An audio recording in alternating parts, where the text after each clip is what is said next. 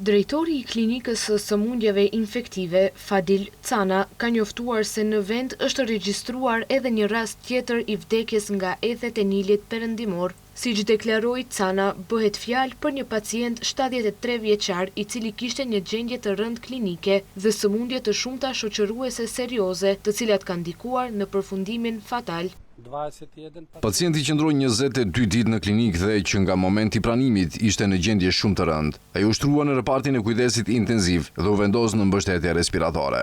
I ndjeri ishte nga Shkupi, konkretisht nga komuna e Aerodromit. Deri më sot, gjithsej 5 persona ka humbur jetën nga ethet e Nilit perëndimor në vend. Janë të hospitalizuar 21 pacient, prej të cilëve 18 kanë infeksion të konfirmuar me virusin dhe formë neuroinvazive, ndërsa 3 pacient konsiderohen raste të dyshuara. Gjithashtu, numri i përgjithshëm i pacientëve të shëruar dhe të lëshuar nga spitali është 19.